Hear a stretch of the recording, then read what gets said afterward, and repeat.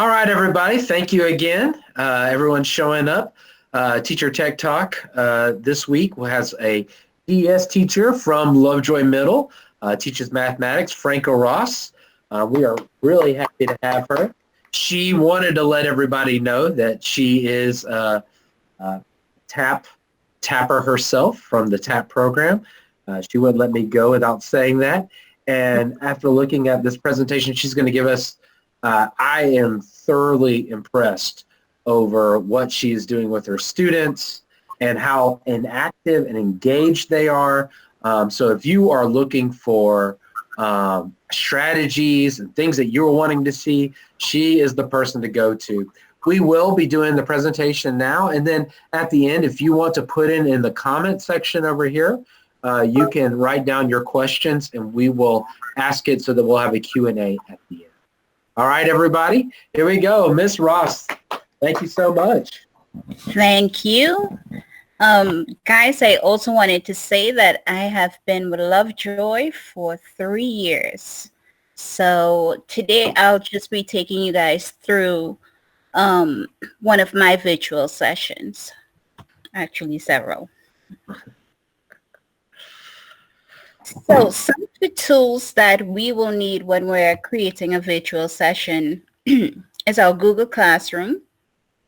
We need to have Google Meets, Google Hangout, Google Slides, and most importantly, a Google number. Okay, because kids need to contact us on a regular basis. So a Google number is free. For those of you who do not know, you can simply go on to Google and get a number. Another important thing is our Mimeo tools. This allows us to write on our screen, and I can demonstrate that for you guys a little bit later on. So these are steps in setting up an assignment on Google Classroom and to have a virtual meeting. You're gonna go into Rapid Identity and click on Google Meet. Then you're gonna click Join, copy and paste the link into your Google Classroom. You're gonna present your screen, and that's at the bottom right corner. Then you're gonna click record in your upper right corner and sign to Hangouts. You're gonna confirm that your agenda and your lesson materials are posted. And these are just the steps. This is, of course, differentiated. So because I am a special ed teacher, DS teacher, so we have some visuals to go with that for different learning styles. So we start here where we started off in Google Classroom and Rapid Identity. And then you click Join or Start a Meeting. Then you go and you name your meeting. You follow the arrow to Join Now right here. And then you go down. It's going to give you a link. Let me see if I can get this off. Okay. At the bottom here, I'm sorry, my cursor is bringing it up.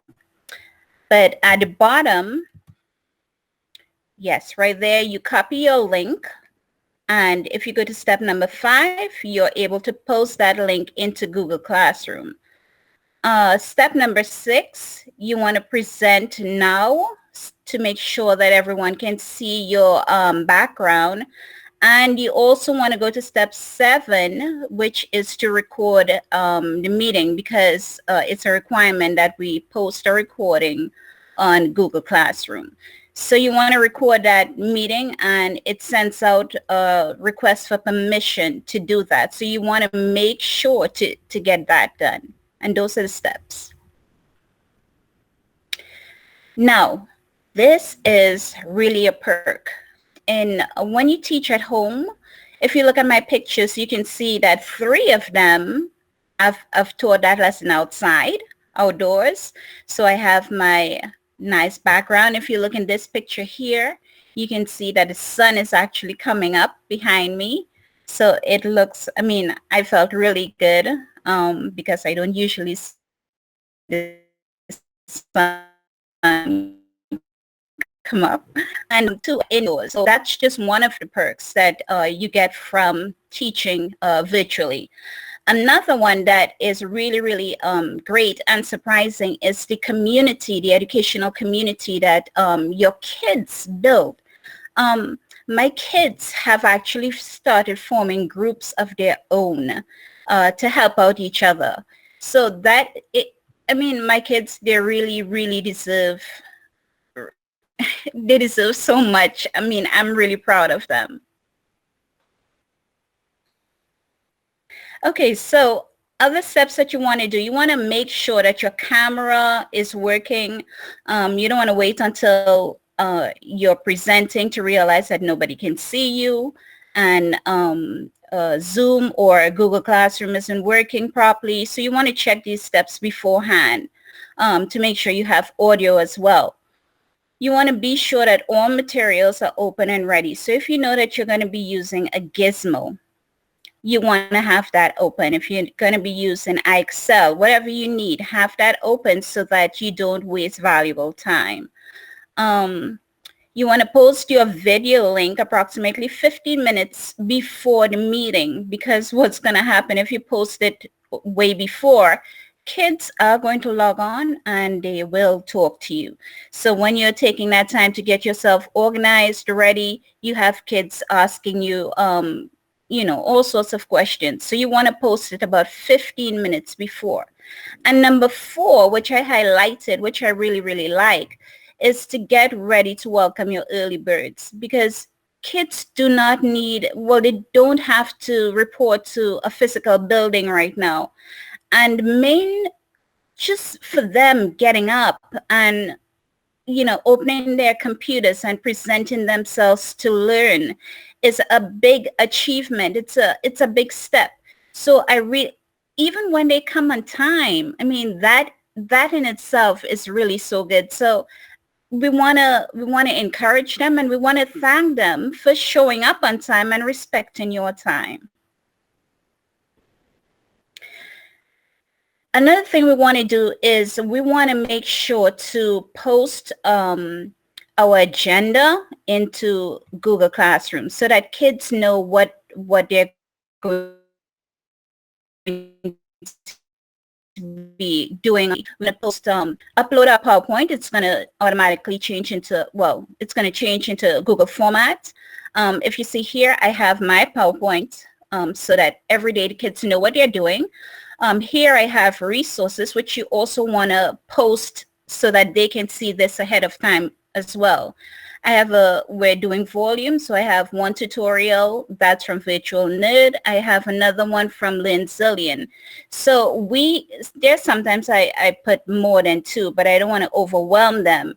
But we have, this is a form of differentiation, again, special ed. We've been trained, as I said, I came from TAP, so I really know what I'm doing when it comes to differentiation and having these resources. Virtual learning or not, I know I still have to differentiate, so I'm going to put in more than what they need. Here I have formula sheets. I know that they're going to require this. Not everybody's going to remember how to do what formula we use for volume. So I'm going to put that in as well. And there are 2 sheets there. So of course, they're going to use which one they're more comfortable with. Also, if we have a task, like on this day, I had a Flipgrid task. So with this Flipgrid task, after I did the agenda, I explained the task and the rubric. I let them know exactly what I would be looking for. I let them know exactly what I'm going to be looking for and what they should look out for in today's lesson. So as we go through, they were able to make notes and pointers on the things that I'll be looking for and which would carry the most points. Okay, so because we're teaching in a virtual environment, it doesn't mean that we're going to cut out our routine. What the kids need is what they're accustomed to, and they're accustomed to starting with recalling prior knowledge and a warm-up. So that's what we're going to start with. So whether a warm-up is just to find out what we did on the previous day or give them an actual question, I will start with something.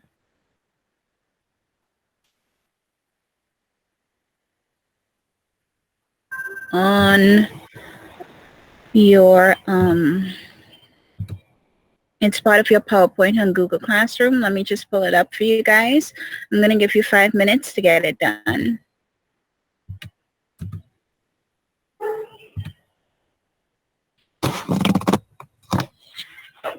Can everyone see my screen? Yes. Yes. Yeah. Okay, go ahead. And there I give them 5 minutes. And when they were done with their, I wouldn't give them, usually I would give them a little bit more time in a physical environment, but I don't want 5 minutes to go in a virtual environment without me having some sort of contact with them to know how they're moving on.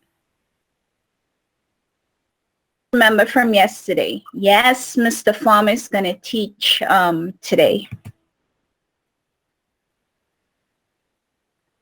So we better remember what we learned yesterday really quickly. Okay, guys, go ahead and unmute.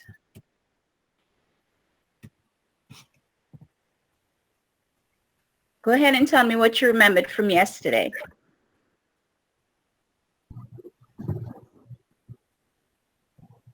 Autumn?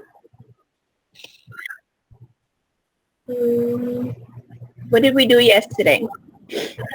What do you remember?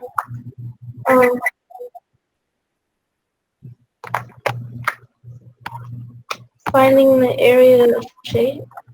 Okay. Okay. And how do we find the area of a rectangle? Multiplying the base times the height. Okay. What about if it was a composite shape and it consisted of more than one shape? Cornelius? Do all the formulas depending on the shape? What do we do? Do all the formulas for each shape? I'm missing that word. What are you saying? Do all the formulas for whatever shape it is. Okay.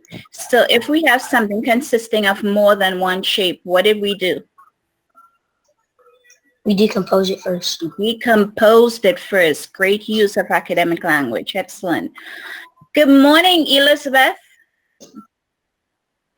Okay, and in that clip, we were just recalling prior knowledge, prior learning from what we did previously. And every time our kids, well, my kids, excel or use the right words, right academic language, or make any sort of growth, I'm just really, really happy for them. So I want to encourage them and give them, because they really try very hard. Another one. Let's get this one. So I'm going to show you guys how I talk through this problem. It says practice decomposition. Which expression can be used to find a volume of the figure below? Which expression can be used to find a volume? So the first thing I'm going to do is to annotate. I know that I'm looking to find a volume. So one of these expressions has to show me how I can find volume. And I know that volume is equal to length times width times height. Okay. So let's start with this one. I'm going to start, my height here is 3. So on the height, I'm going to put 3. Okay, my length is 5. So I'm going to put 5 on the L. And my width is 4. So here I have my 3 dimensions. 5 times 4 times 3. So I know 5 times 4 is 20. And I know that 20 times 3 is 60. So automatically I know that this shape, the volume of this shape is 60. So in this think aloud process and automatic elimination, what I'm trying to show, the flip grid, which is a task related to this, would be to explain work a problem out in the think aloud process and using automatic elimination. So this is the process that I was modeling. So what I started to do here, I used my MimioPad, my Mimio tools, and I was able to annotate and highlight. Well, I want to make sure I always use my formula. And so I was able to talk through the problem for them to see exactly what my requirements were on Flipgrid. Because I want to see, sometimes it's not the correct answer isn't as important as the process. So I want to see that they are using their formula and that they are using they are talking through the problem. So here I was able to say, well, since this answer was 60, I can automatically eliminate 2 answers, which is excellent GMAS tip to eliminate the answers that we know are incorrect. So this is exactly what I wanted to see when they did their Flipgrid.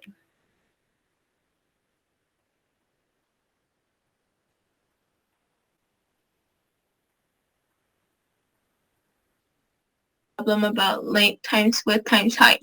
So then we're gonna get to the bottom where it says, for this one,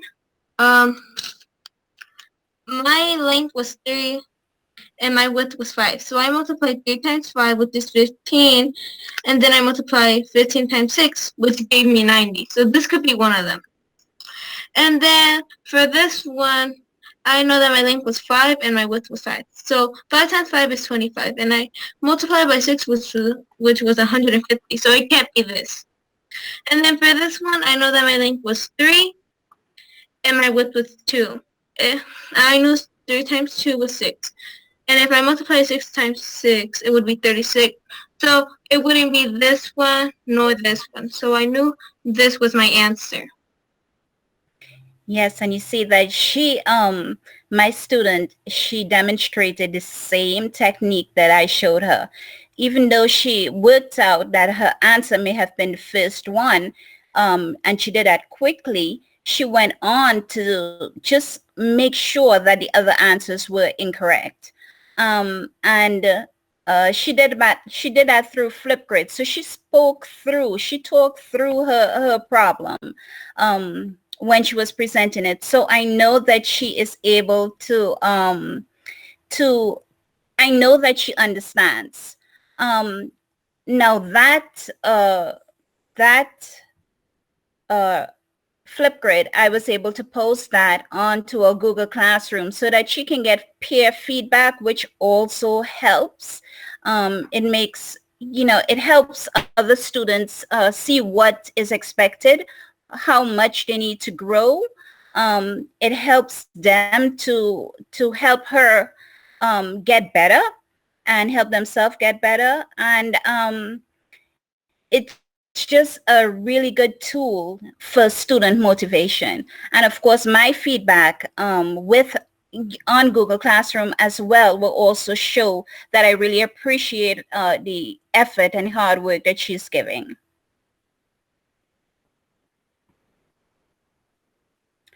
Okay, and this here is an assessment piece. Now, these are just assessments that I use. Here I used a gizmo Here I use I Excel, and let me just click off of that. I Excel. At the top, this one, I used iReady, which is always good. I use, and of course, my favorite, Flipgrid. I know the kids sometimes hate Flipgrid, but it really does tell me where they are in their thinking. So I love these assessment uses. And on this one, we used quizzes. So let's see how this one works out. Good, Autumn, go. 3, 4, 5, 6. Come on, Samar.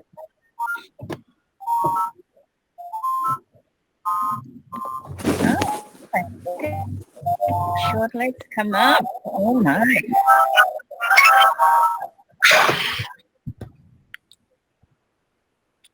You guys gotta keep Quindarius out. Oh no. Oh yeah.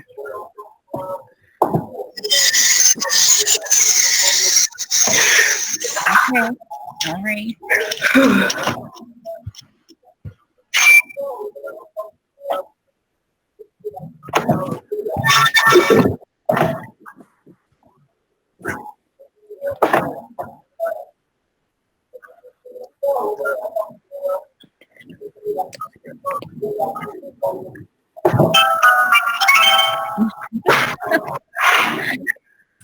Here comes Tanaya. No. Oh, that's just terrible. Okay, so in this assessment, it's an assessment, but it's also like a game to them. They can play it multiple times, but it gives me vital information. And if you go to next slide, we can see that this actually, I like it because it gives a true count of the participants. It shows how many times they attempted it. And it shows, most importantly, the questions that they most struggle with and the time spent on each question. So if you were looking at it, you'd see that my question 2, a lot of people struggled with that. And it was a computational problem. And the average time that they spent on that was 17 seconds. That was not enough time to work on that problem. So we know I have this information, this data, and I can use this data to now group the kids or to know what I should reteach if it was a computation error or if they didn't understand the concept. This gives me really good information on how to plan my lesson moving forward. And of course, I love this page because it, and I got this exactly directly from Google Classroom. The kids are giving each other feedback. I'm giving them feedback and then they're giving me feedback. They're encouraging one another. And this just makes me really happy. And it's one of the reasons I love going to Google Classroom. It really makes me feel like I'm doing something. Everybody comes on and tries to encourage everyone. They say what they learned in class. Another student said that they, some people cheated, but it was a game. And, you know, it's just really, really fun. And it gives good feedback for everyone. So these are all the tools that we can use. One of the most important things is that the Mimeo tools, because that is a tool that allows you to go ahead and write and explain, work a problem out for students.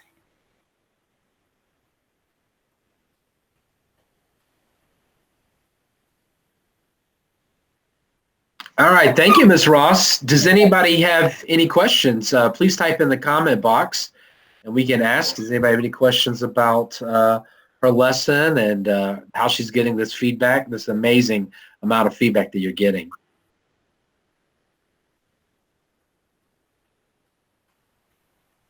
thank you again, Ms. Ross, for really honestly putting this all together and then showing us exactly how you are you're letting your students work together. It was an awesome thing. You're very welcome. I got really good training from TAP, and I really do have a great team and co-teacher at Lovejoy. I can tell. I can tell.